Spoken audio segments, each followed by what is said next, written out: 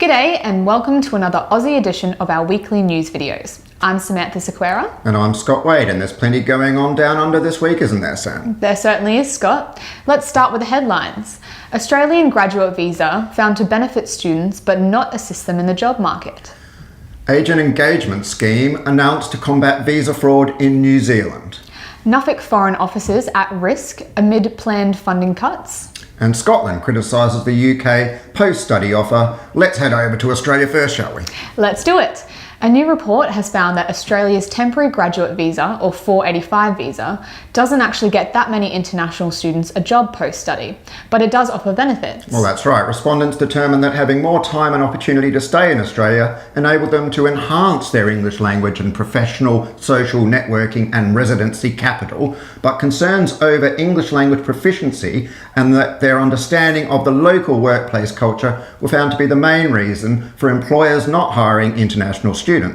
The report also stated that employers had a lack of understanding regarding the visa, although it didn't state what employers actually found ambiguous. But this visa is something that many others in the study travel industry outside of Australia wish that their governments offered. Yeah, that's for sure, Sam. As we will explain in another story in a few minutes regarding UK visas.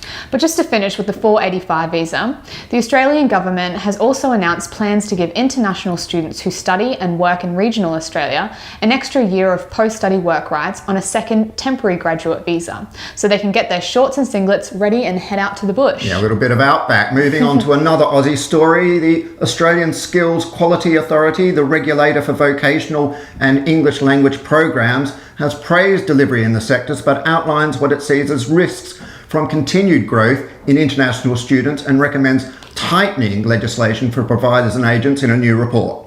The authors call for clarity on minimum attendance and greater intelligence sharing to stamp out any collusion between schools, agents, employers and students whose main intention is to work rather than study. ASQA also recommends new advice sheets for agents to help recognise compliance at schools. Hear more about the recommendations in the news story on StudyTravel Network. Yes, well, no surprise Australia has more regulations, but now over the pond New Zealand, where a joint industry and agent engagement program has been announced to grow high-quality student enrolments from Vietnam and curb documentation fraud. The new scheme is in response to a series of fraud cases detected by Immigration New Zealand's Visa Processing Centre in Mumbai recently. The 47 cases of fraudulent financial documentation implicated a number of Vietnamese education agents, which covered students applying to all sectors of education in New Zealand.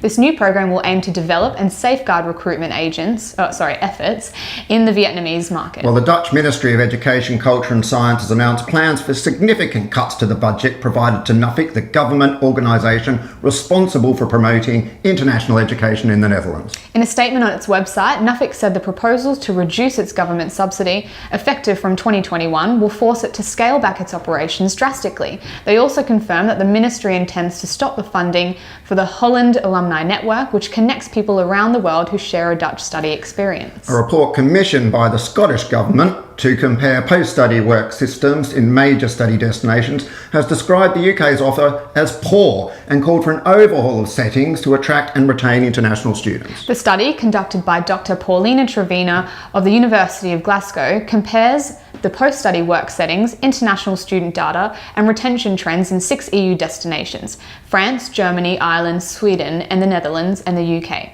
and 4 English-speaking non-EU countries: Australia, Canada, New Zealand and the USA. The author claims the UK's current and proposed post-study offer is far less attractive than its competitor countries, and that UK government should introduce a more competitive post-study work offer, taking into consideration ease of application and application timescales, program length, work entitlement and opportunities for applying to the program after leaving the UK.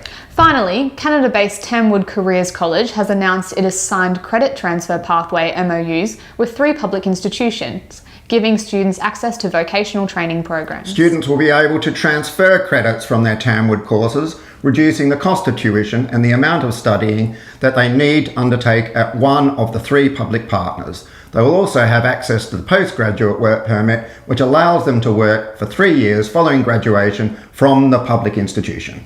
In other news, iLike is launching a new healthcare program administration program.